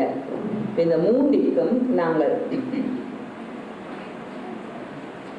முக்கியமாக இந்த 3ற்கும் நாங்கள் பாவிக்க வேண்டிய நிலைகள், அதாவது பரதநாட்டியத்திலே 3 நிலைகளும். ஒன்று பாதங்கள் 2ஐயும் சேர்த்து நிற்கின்ற நேரான நிலை, 2வது பாதங்களை பிரட்டி அரமண்டியில் இருக்கின்ற அரைமண்டி நிலை என்று சொல்வது, 3வது நிலை பாதங்கள் 2ஐயும் பிரட்டி முழங்கால்களை மடக்கி முழுமையாக உட்கார்ந்து செய்கின்ற முழுமண்டி நிலையாகும். இந்த 3 நிலைகளிலே மாணவர்கள் தங்களை மேம்படுத்தி செய்து கொண்டு வந்தால் அவர்களுடைய உடல் அமைப்பு மிகவும் திறமையாக செயல்படக்கூடிய ஒரு இது உண்டு. அத்தோடு இந்த நாட்டியத்திலே 2 விதமான நாட்டியம். ஒன்று தாண்டவ வகையான நாட்டியம், 2வது லாசிய வகையானது. தாண்டவம் என்று சொல்லும் பொழுது மிகவும் உக்கிரமாக ஆண்மைக்கே உரிய நாட்டியத்தை நாங்கள் தாண்டவ வகையான நாட்டியம் என்று எடுத்துக்கொள்வோம். லாசியம் என்று சொல்லும் போது மென்மையான நளினமான நடன அமைப்புகளை கொண்டது லாசிய வகையான நாட்டியம். இந்த 2ஐயுமே நமது ஆதிமூலர் சிவபெருமானும் பார்வதியும் ஆடினபடியால் இந்த நாட்டியத்துக்கு தொட்டு கலையோடு சமய கலாச்சாரமான ஒரு பின்னணியும் இருந்து கொண்டே வருகின்றது. அத்தோடு இந்த கலைகளுள் சிறந்தது நாட்டிய கலை என்று கூறின் அது மிகையாகாது. நாட்டியத்தை பார்க்கும் மனிதன் தர்மம் அதர்மம் மோட்சமாகிய பேறுகளையும் பெறுகின்றான். எல்லாம் வல்ல இறைவனி பார்வதி சமேதராக நர்த்தனம் புரிகின்றான் என்றால் அதன் பெருமையை சொல்லவும் வேண்டும். ஆகவே நமது பரதக்கலையை ஒரு பொழுதுபோக்காக கருதாது கலைதான் தெய்வம், தெய்வம்தான் கலை என்ற உணர்வுடன் கற்று அதன் சிறப்பினை பாரெல்லாம் பரப்புவது நமது கடமையாகும். நன்றி. புலம்பெயர்ந்த நாட்டில் நாங்கள் அரங்கேற்றம் செய்யும்போது நீண்ட பிரச்சனைகளுக்கு நாங்கள் பாதிக்கப்படுகிறோம். உதாரணத்திற்கு நாம் ஆஸ்திரேலியாவில் எடுத்துக்கொள்ளும் பொழுது இங்கு மாணவிகள் பாடசாலையில் பாடம் கற்கும் பொழுது நாட்டியத்தை ஒரு வாரத்துக்கு, அதாவது 7 நாட்களுக்கு ஒரே ஒரு மணித்தியாலம் தான் நாட்டியத்தை கற்றுக் கற்கிறார். இப்பொழுது அந்த பெரிய அந்த கலையை நாங்கள் சொல்லிக் கொடுக்கும் பொழுது ஒரு வாரத்தில் ஒரே ஒரு மணித்தியாலம் சொல்லிக் கொடுக்கும் போது அது 5 வருடமோ 6 வருடமோ 7 வருடமோ நின்று கொண்டு போகும். அத்தோடு மட்டுமல்லாமல் சில நாம் என்ன சொல்றது விதிமுறைகள், அதாவது சில மாணவர்கள் 4ஆம் வகுப்பில் பரீட்சைக்கு போகிறார்கள், சில மாணவர்கள் 10ஆம் வகுப்பு பரீட்சைக்கு படிக்கிறார்கள் போது சில பெற்றோர்களை அதை முக்கிய காரணமாக மாணவர்களை சேர்க்கும் போதே சொல்கிறார்கள். ஆசிரியரே, நமது பெண்ணோ ஆணோ 4ஆம் வகுப்பு பரீட்சைக்கு போகும் முதல் அல்லது 10ஆம் வகுப்பு பரீட்சைக்கு போகும் முதலே தயவு செய்து அரங்கேற்றத்துக்காக அவர்களை நீங்கள் ஆயத்தப்படுத்தி விடுங்கள் என்று சொல்லித்தான் மாணவர்களை சேர்க்கிறார்கள். அப்பொழுது அந்த ஆசிரியர் என்ன செய்கிறார்? அந்த மாணவர்களுக்கு அந்த ஆசிரியருடைய பெற்றாருடைய விருப்பத்துக்கு ஏற்ற மாதிரியும் ஆசிரியர் அந்த மாணவர்களை ஆயத்தப்படுத்துகிறார்கள். ஏன்னால் இந்த ஊரில் அப்படிப்பட்ட நிர்பந்தம் இருக்கிறது. ஏன்னால் படிப்புக்கும் முக்கியத்துவம் கொடுக்கிறார்கள். இதே கலையை நாங்கள் எங்கட ஊரில் கற்றுக் கொடுக்கும் பொழுது ஒரு மாணவியோ ஒரு வாரத்துல 3 நாளும் வாங்குவோம்னா சந்தோஷமா பெற்றார்கள் கொண்டு மாணவியை விடுகிறார்கள். என்றால் அங்கு இதுக்கு முக்கியத்துவம் கொடுக்கிறார்கள். நாங்கள் ஒரு வாரத்துல 1 மணித்தியாலம் படிக்கிற கலையை எங்கட ஊர்ல நாங்கள் ஒரு வாரத்துல 3 வகுப்பு எடுக்கும் போது ஒரு வகுப்பே நாங்கள் 3 மணித்தியால வகுப்பாகவும் எடுக்கலாம். ஒரு வாரத்திலே நாங்கள் 3 மணித்தியாலம் 9 மணித்தியாலம் அந்த மாணவிக்கு சொல்லிக் கொடுக்கலாம். இந்த ஊர்ல அப்படி சொல்லிக் கொடுக்க முடியாது. அந்த 1 மணித்தியாலத்துக்குள்ள எல்லாத்தையும் சொல்லிக் கொடுக்க. அதே மாணவி அந்த 1 மணித்தியாலம் செலவழிச்சுட்டு அடுத்த நிமிஷம் ஓடுவா, இங்கிலீஷ் படிக்க ஓடுவா, சயின்ஸ் படிக்க ஓடுவா, மேத்ஸ் படிக்க ஓடுவா. அப்ப நாங்கள் ஆசிரியர் என்ற முறையில ஓரளவுக்கு பெற்றாருடைய விருப்பத்திற்கும் மாணவியுடைய தராதரத்தையும் பார்த்துதான் நாங்கள் அரங்கேற்றத்துக்கு மேடைக்கு ஏற்ற முடியும். அது 4 வருஷமாக இருக்கலாம், 6 வருஷமாக இருக்கலாம், 10 வருஷமாக இருக்கலாம் என்பது என்னுடைய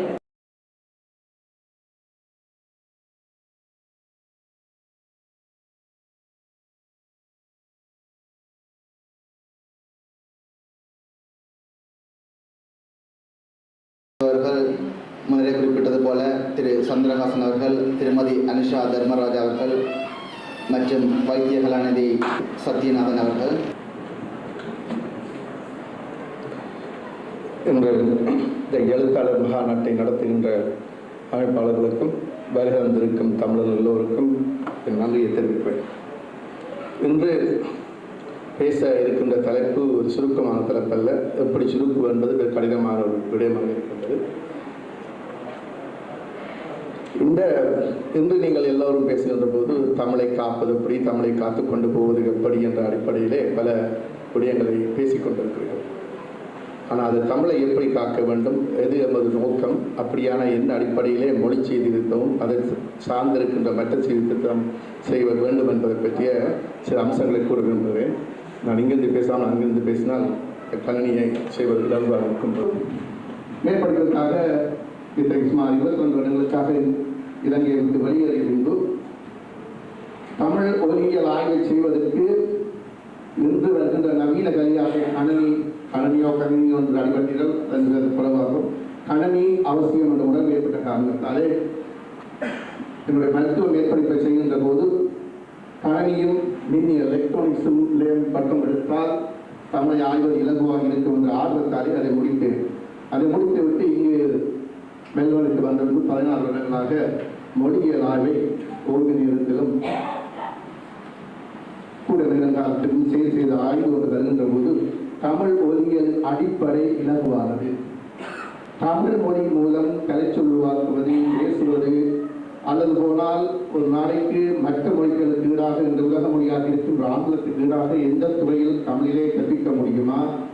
உலக தமிழ் எல்லாரும் ஒரே விதத்தில் பேசவும் ஒரே விதத்தில் எழுதவும் எங்களை தூய்மையான மொழியாக எளிமையான ஒருங்கிணை மொழியாக காக்க முடியுமா என்ற ஆய்வு முடிவு 5 வருடங்களாக அது முடியும் என்ற முடிவு வந்தாலும் ஒன்றும் வெளியிடவில்லை.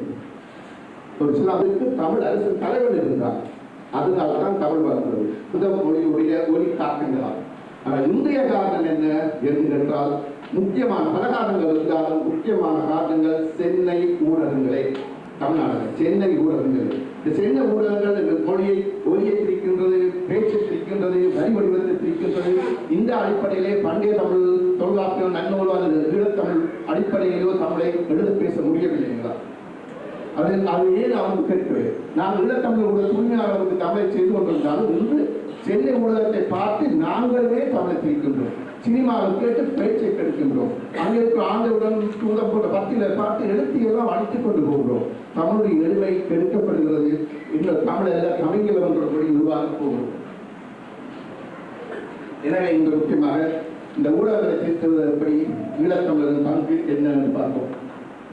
உலக நாடி மொழி பண்டிய தமிழே, நான் விடுதலை புத்தகம் தலைவராக காட்டுகிறேன். ஆனால் முழுக்க சொல்லுதான் கூடுதலாக அல்லது தமிழுடைய ஆர்வம் இல்லாத பிராமணர்களும் பணத்துக்கு அவளை நம்பரும் தான் உடலை காத்து வருகிறார்கள்.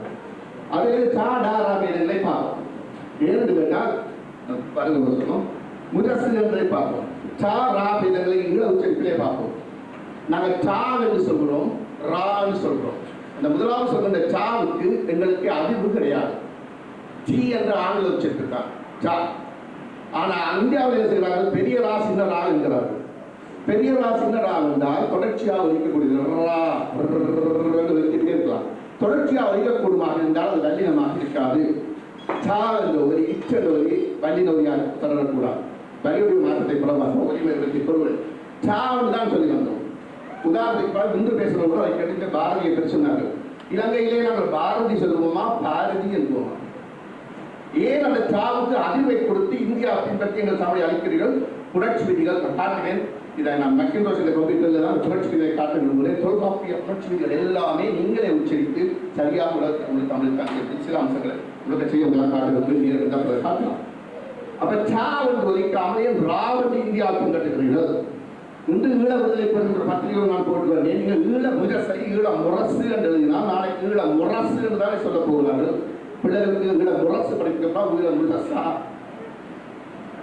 என்றால் நீ ஆங்கிலத்தில் எழுதுகிற போது டீ போட்டு எழுத வேண்டுமா ஆ போட்டு எழுத வேண்டுமா என்று பல வைக்கொண்டு வந்து விட்டீர்கள். சென்னை ஊடகத்தை பார்த்து சகராஜத்தை கெடுத்து விட்டீர்கள். அது மாத்திரம் அங்கே நீங்க சமஸ்கிருதம் ஆதி மொழியில பார்த்தீங்கன்னா கா சாவு 4 அம்சங்கள் இருக்கு. கா கா கா கா அது மாதிரி சாவுல கூட சா சான்னு போகும். இவர்கள் ஆதியில சமஸ்கிருத டா டா டா டா 4 இருக்கு. ஆனால் தெலுங்கிலே அந்த டாவை போய் கண்டாவது என்ற சாவு சொல்றார். கற்றுக்கிட்ட போது புரிஞ்சாவது சாவு. அதனாலே சாவை டாவையும் இன்றைக்கு தமிழுக்காக பல தெலுங்கர்கள் வந்து தமிழ்நாட்டில் குடியேறிவிட்டு தமிழுக்காக வளர்த்தார். தமிழை வளர்த்தார். உதாரணத்துக்கு பார்த்தா தமிழை ஆளுக்காக இன்னொரு மொழி. ஆனால் ஆரிய தெலுங்கு உச்சக்காக கலைஞர் கருணாநிதி தமிழுக்காக ஈடுபடுகிறார். தெலுங்கு இன்று வைகோ தமிழுக்காக கொடுக்கிறார். தெலுங்கு இவ்வளோ புத்தகங்களை வளர்த்தார். 3 வரதராசனா தொடக்கம் தெலுங்கு. என்ன சொல்வது என்றால் தமிழுக்காக அந்த உச்சத்தை எடுத்து சாவை டாவை போட்டு பிறகு பிரித்து விட்டார்கள். உதாரணத்துக்கு பார்த்தா இலங்கையிலே நாங்கள் டிவி பார்ப்போம், இந்தியாவிலே டிவி பார்ப்போம். இலங்கையிலே டெலிஃபோன் பண்ணுவோம், ஆங்கிலத்தில் இந்தியாவிலே டெலிஃபோன் பண்ணுறோம். அங்கே டீ குடித்தோம், இந்த டீ குடித்தோம். என்ன சொல்றது? அது ஆனால் இலங்கையில் அப்படி வந்து நாங்கள் எழுதவில்லை. ஆனால் இந்திய ஊடகத்தை பார்த்து எழுதுகிறோம். அதை தவிர்க்காவிட்டால் ஒலியல் அடிப்படையிலே பேச்சுக்களை வைப்பு வடிவங்களையும் சிறப்புகள் எல்லாம் சாத்தியமாக போயிடும். ஈழ உச்சரிப்பது தான் தெளிவாக. உதாரணத்துக்கு பார்த்தோமானால் என்ன ஒன்று முதல் இன்று இருந்த தொடர்பு சாதனங்களா மொழி சிறப்பாக நீண்டு போயிட்டாங்க நம்ம பேசுவது நல்லது நினைக்கிறேன். தொடர்பு சாதனங்களா அதாவது ஏயிலிருந்து சட் மட்டும் நீங்கள் படித்து விட்டு எந்த ஒரு சிலை கட்டாலும் எல்லாரும் ஒரே மாதிரி எழுதுகிறோம் எழுத மாட்டேங்குது. கேள்வி சரியாக உச்சரிப்பு. நாங்கள் ஏயிலிருந்து சட் பண்ணி படித்து விட்டு காரை கண்டால் எளிதிலே பார்த்திருக்காவிட்டால் KAR தான் எழுதியிருப்போம். அப்போ வரிவடிகளை படித்தால் மாத்திரம் ஆங்கிலத்தில் சரியாக எழுத முடியாது. அது ஒலியியல் மொழி அல்ல. ஒலியியல் மொழி அல்ல.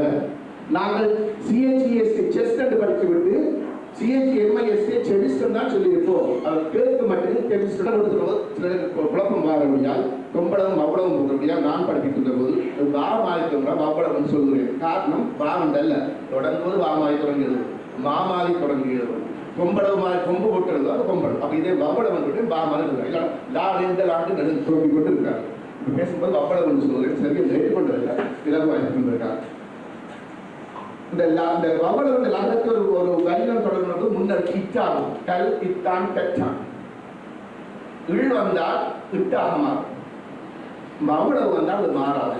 மவுளத்தின் ஒலி விழு அது நம்மளால் கொண்டு காட்டுவது. அந்த காலப்போக்கிலே கணினியை முடித்து விடுவோம்.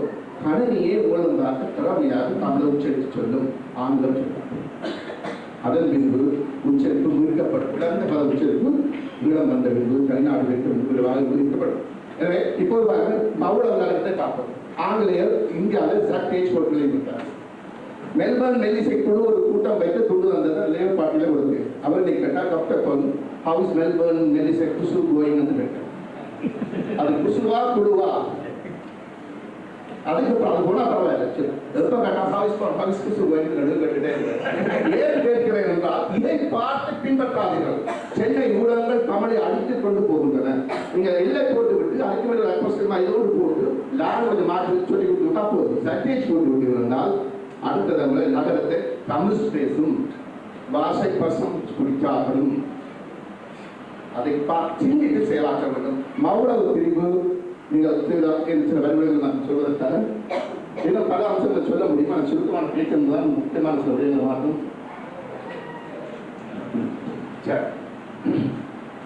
இந்த 2 பார்க்கணும். மற்ற இன்னொன்று சொல்லிவிட்டாங்க போவோம். வலி நங்க கூட உதாரணத்துக்கு ஒரு நகரத்தை பார்த்து பா என்ற ஒரு இருக்கிறது. அதுக்கு பிஆர் கேள்வி. பாரதியாரை இந்தியாவை பார்த்து இன்று பேசுவது கூட பாரதி என்றார்கள். நாங்கள் பாரதி என்று சொன்னால் தொடக்கத்தில் பாரதி என்று சொன்னால் நாளைக்கு பிள்ளைகள் பள்ளிக்கூடம் போய் பாடம் படித்து பட்டம் பெற்றால் என்ன செய்வீர்கள்? அப்ப பாவுண்டா உண்டு காட்டுகிறது. வல்லினம் என்பது ஒரு நிசப்தத்தை பிறந்து வருகிறது. எழுத்தின் தொடக்கத்தில் அல்லது அந்த வல்லினம் வல்லின ரட்டிப்பு வருகின்ற போது அது வல்லின ஒலிகள். கடை அக்கா கடை சொல்லுற ஒன்று ஒலிக்கா தொடங்குறோம். அக்காவது அக்காவுக்கு ஒரு நிசப்தம் வருவதால் அக்கா என்கிறோம். மற்ற இடங்கள் கா கிடையாது. அது மற்ற இடங்கள் இங்கே தொடர்ந்தால் ஜி ஆகும். பிறகு காட்ட போறேன். மற்ற இடங்கள்லாம் ரீச்சாக தான் எடுத்து வச்சிருக்கோம். நகை நகை என்று இந்தியாவுக்கு நகை அங்கே ஜீவன். கட்டடங்களில் அதாவது ஒரு சொல்லின் தொடக்கத்திலும் இங்கே தொடரும் போது கே, இங்கே தொடர்ந்த போது ஜி, மற்ற இடங்கள்லாம் ஹெச். இப்பெல்லாம் ஒரே நாங்கள் ரேஞ்ச் ஃப்ரம் பீச் ஒரே பீச் தான் காட்டலாம் ஒலிகளாக. இது செயற்கை ஒலிகளுக்கு வரிவுடைகளை கொடுத்துதான் இலங்கை இந்தியாவில் ஒரு மொழி 10 மொழிகளாக பிரிந்தது. பாவுடன் உண்மை தொடர்ந்த போது பாவங்களாக மற்ற இடங்கள் பாவம் ஒலிக்காது. அம்பாள் அம்பு அம்பு தவறு பெரும்பான்மை வழக்கில்லை. தொடக்கத்தில் பாதான் பாரதியார் யாழ்ப்பாணத்தை சொல்லிவிட்டு இங்க வந்து பாரதியார் கட்டால் எது உச்சரிப்பு.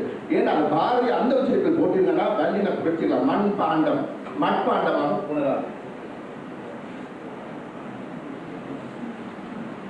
அது கேட்டபோது 40 வருடங்களுக்கு மொழிகளாருக்கு கொண்டு வந்தேன். 10 நிமிடம் கட்ட கஷ்டமாக இருக்கும் என்றால் உங்களோட மொழியை காட்டுவது என்றால் மொழியை காப்பாற்றுவதற்காக தொடராமல் நிப்பாட்டவர்கள் அதை சொல்ல முடியாது. ரொம்ப என்று கேட்டால் நான் நெருக்கமானிக்கு பேச்சு இல்லைனா வச்சிருந்தேன். நான் மேல்மருந்து கட்டிக்காக்க வேண்டும் அவசியம் இருக்காது. பரவாயில்ல என்றால் இந்த 2 வாரத்துக்கு முன்பு நான் டொரண்டோ கனடாவுக்கு போயிருக்கேன். 1/2 மணிக்காலம் தொடங்கிவிட்டு 5 மணிக்காலத்துக்கு மேல் போனபோது தொடங்குன்னு சொன்னாங்க. ஏன்னு கேட்டால் இங்கே போனீங்க ஆய்வன் என்ன சுருக்கமாக சொல்லிவிட்டு போகிறேன். 1 மாதத்தில் அவசியம் பிள்ளைகள் கற்றுக் கொடுக்கின்ற போது நகர வேதங்கள் நகர வேதங்கள் இருக்கின்றது. இருந்தாங்க நகர வேதங்கள். இது ஈழத்திலே யாழ்ப்பாணத்தை சரியாக சேர்த்தோம். ஆனால் சொல்லிக் கொடுக்கவில்லை. 10 பக்கங்களிலே எழுதி நகர வேதம் நகர வேதம் வேதம் எழுதி பாடமாட்டோம். ஆனால் உச்சரிப்பு வித்தியாசம் இருக்கு. அது சென்னையில் இல்லை. உதாரணத்தை சொல்கிறேன். அந்த இதை பார்ப்போம். அதுக்கு உங்களுக்கு ஈல கூட ஆ இ உ என்று ஒலிகள் இருக்கின்ற ஆ இ உ. ஆனால் அதனுடைய ரேஞ்ச் என்று சொல்ற ரீச்சிலே ஒரு எல்லையிலே ஒரு ஒலி, ஒரு எல்லையிலே இன்னொரு ஒலி. ஆவை எடுத்தோம்னா ஆனால் அதற்கு நாங்கள் வரிவடைகள் கொடுக்க வேண்டும். ஆவுக்கு தொடக்கத்திலே அங்கிள் சொல்ற ஆங்கிலத்தில் என்று ஒலி இருக்கிறது. ஆவில் இருக்கிறது ஆயில் இருக்கிறது. ஆனால் அதுக்கு வரிவடைகள் நாங்கள் கொடுக்கவில்லை. ஆனால் எங்கள் தமிழர் சிங்களவர் மாறியவது கொடுத்தார். ஈக்கு கூட அப்படித்தான். ஈயும் இருக்கிறது ஈவும் இருக்கிறது. ஆனால் கேரளாவுக்கு மலையாளத்திலே அதுக்கு ஈக்கு மேலே ஒரு தரவடிவம் போட்டு எழுதுக்காட்டாக இருந்துச்சு. ஆனால் தொல்காப்பியத்திலே குட்டியல் முத்தியல் என்று சொன்னார்கள். இந்த குட்டியல் ஓரளவுக்கு தெளிவாச்சுன்னா குட்டியலை தெளிவாச்சுன்னா குட்டியல் தெளிவாக சொல்லவில்லை. ஆனால் இதில் என்ன சொல்வது என்றால் அந்த ரேஞ்சில் இருக்கிற ஊமி படிப்பிக்கப்பட்ட உச்சரிப்பது அவசியம். ஊவும் ஈயும் குட்டியல் உரமாகும் போது ஒரே ஒலிதான் ஒரே ஒலிதான். ஆகிலே ஈ என்ற ஒலியிலிருந்தான் ஊமியும் வந்தது. அதை காட்டுகிறேன். ஈழ உச்சரிப்பிலே விடு இருக்கிறோம் இல்லையா? விடுவின் குடும்பமா எழுத கூட சொல்லலாம். பேசுகிற போது விடுவா விடு எது கூட சொல்லுவோம். விடு வீடு சொல்ல மாட்டோம். வீயும் டூவும் விடு. இந்த விடுகண்டா வீடும் டு. இந்த வீடு இருக்கின்ற உயிரொலி ஈதான். வீ டூவும் இருக்க உயிரொலி ஈதான். விடு என்று சொன்னார். விடு என்று சொன்னால் அது தீமும் இருக்கு, முற்றியல் வரி இருக்கின்றன. இது அவசியம் சொல்றேன் என்றால் பார்த்தால் என்ற வழி ரெண்டு இருக்கு. விடு எடுத்தோமானால் விடுன்னு சொல்றது விடு வி ரெண்டும் கடைசியில் இருக்கிற உயிரொலி ஈவொலி தான். எனவேதான் விடுவை பிடித்து ஈவோன்னு எழுதினாலும் அந்த ஒலிக்கின்ற போது இது ஈவொலி தான், இதுவும் ஈவொலி தான் விடு. ஆனால் விடுவல்ஸ்னா தவறல்ல, பெரும்பாலும் வழக்கில் இருக்கிறது. எனவே அந்த அடிப்படையில் சில குறிப்பை பார்ப்போம். எனவே நான் இப்போ தொகுதி படித்த வர இன்றைக்கு தொகாபி அந்த காலத்தால் சில மாற்றங்கள் புது லக்கண சீர்திருத்தங்கள் செய்ய வந்திருக்கிறாலும் அந்த 3 வழியை கருமன்மைக்கு வரப்போகுது. ஆனால் சொல்லு கண்டிப்பாக வழி இருக்கின்றது. ஈகம் ஒரு முடிவில் இருக்கின்றது, ஊக்கம் ஒரு இடையிலே.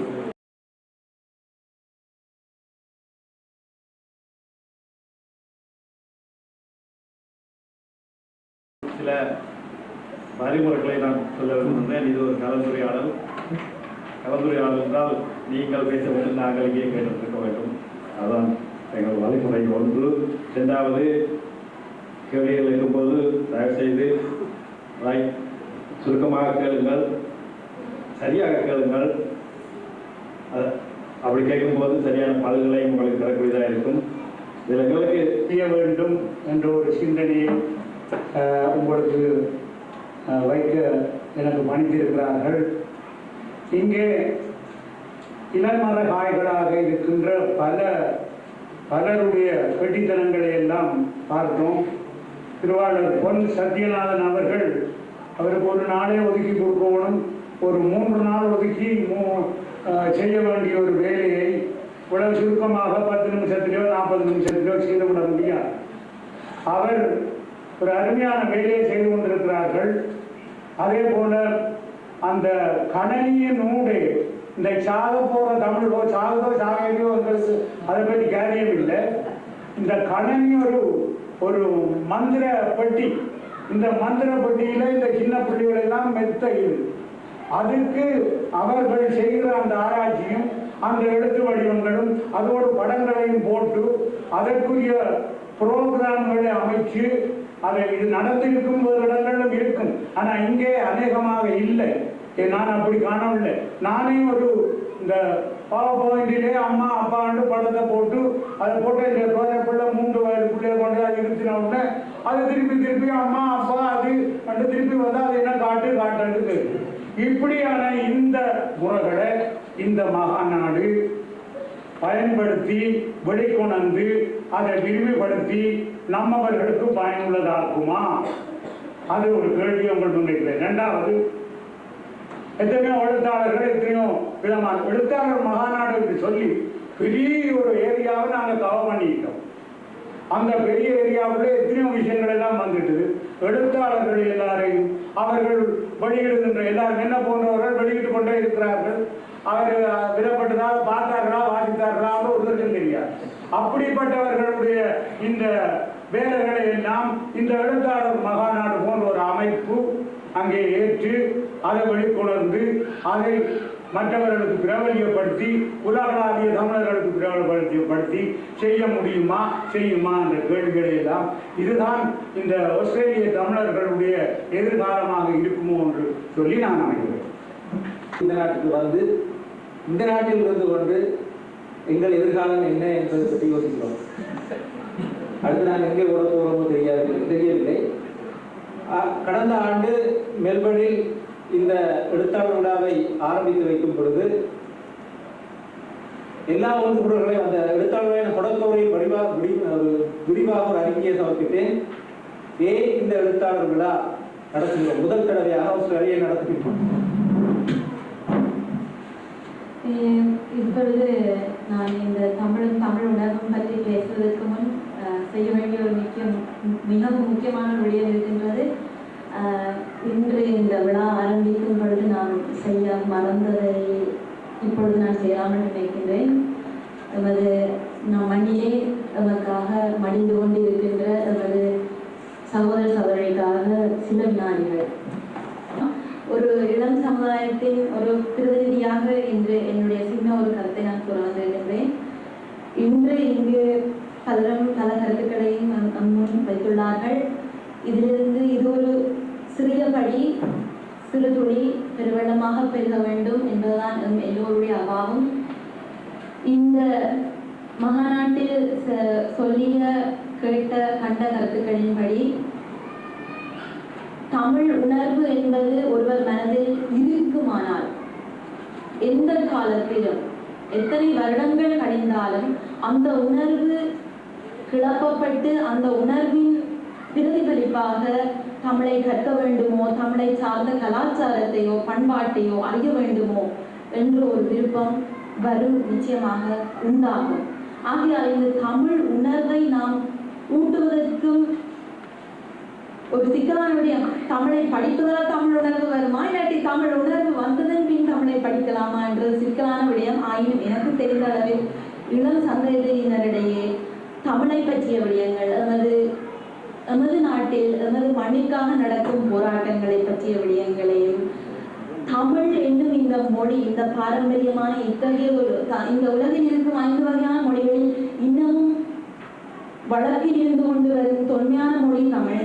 இத்தகைய ஒரு மொழியை, இதை பற்றிய விடயங்களை நாம் எடுத்து கூறி அவர்களுக்கு சாதாரணமாக தமிழ் கதைக்க வேண்டாம், ஆங்கிலத்திலாவது கதைத்து. தமிழ் ஆஸ்திரேலியர்களா நாங்கள் அல்லது ஆஸ்திரேலிய தமிழர்களா என்ற கேள்வி அது இந்த கூட்டத்தை விட்டு வெளியே போகும்போது நம் மனதில் இருந்தால் நல்லது. அதை பற்றி தீர்வு இல்லை, ஒரு வெளிப்பாடு. பலர் இங்கு பேசும்பொழுது இங்கு வந்திருப்பவர்களுக்கு பிரச்சாரம் செய்தார்கள். அது ஏனென்று எனக்கு தெரியாது. நமது பண்பு அது என்று நினைக்கிறேன். முன்னாடி கொடுத்தால் நாம் பிரச்சாரம் செய்தே ஆகணும். வந்தவர்கள் ஒரு உணர்விருந்ததால் தான் வந்திருக்கிறார்கள். ஆனால் பல கூட்டங்களுக்கு செல்லும் பொழுது கூட்டத்தின் முடிவு ஒரு உத்வேகம் எல்லாருக்குமே ஏதாவது செய்ய வேண்டும். ஆனால் அடுத்த கூட்டம் ஒழுங்கு செய்து அதற்கு 2 நாட்களுக்கு முன் அதை பற்றி யாரும் ஒன்றும் செய்வதாக எனக்கு அதிகம் செய்வதாக. ஆகவே இந்த கூட்டத்தில் நீங்கள் நினைப்பதை ஒரு செயற்பாடாக, ஒரு ஆக்ஷன் எடுத்து அதற்கு சில பேர் பொறுப்பாக இருந்து செய்தால் நல்லது. எழுத்தாளர்கள் மலருக்கு வளர்ந்து வந்தாங்க. கலப்பை சஞ்சிகை வந்து 8 வருடங்கள் சிட்னியில் மட்டுமல்ல ஆஸ்திரேலியாவிலும் உலகளாவிய ரீதியிலும் வெளிவருகின்றது. சில பதிப்புகள் பிரதிகளின் எண்ணிக்கையை பொறுத்த மட்டில் குறைவாக இருந்த போதிலும் உலக தமிழர் அனைவரையும் அரவணைத்து இதை நடத்தி கொண்டு வருகின்றோம். கடந்த 8 வருடங்களாக மாணவர்களின் வெளியீடாகவே இருந்து வருகின்றது. இருந்தாலும் நாங்கள் மற்ற தலைமுறையினரை அனைத்து அவர்களுடைய ஆக்கங்களையும் வெளியிட்டு வருகின்றோம். இதில் பலர் இங்கே இருக்கின்ற பலர் கலப்பையை வாசித்திருக்கிறார்கள், கலப்பைக்கு ஆக்கங்களை அனுப்பியிருக்கிறார்கள். இந்த கலப்பை ஈடுபட்டவர்களாக இருக்கின்றார்கள். சில எழுத்தாளர்கள் சிறுகதையில் ஈடுபட்டவர்களாக இருக்கின்றார்கள். இன்னும் சில எழுத்தாளர்கள் கவிதை துறையில் ஈடுபட்டவர்களாக இருக்கின்றனர். எனவே இங்கு வந்தவர்கள் தமிழ் பிள்ளைகளுக்கு நீங்கள் என்னதை செய்தீர்கள் என்று கேட்பதற்கோ அல்லாட்டி இந்த மாநாட்டின் நோக்கம் என்ன என்று கேட்பதற்கோ ஒரு வினாவை எழுப்பினார்கள் என்றால் அவர்களுடைய நாங்கள் வெளியிட்ட என்னுடைய அந்த பிரதியை சரியான முறையில் வாசிக்கவில்லை என்பது தெரியும்.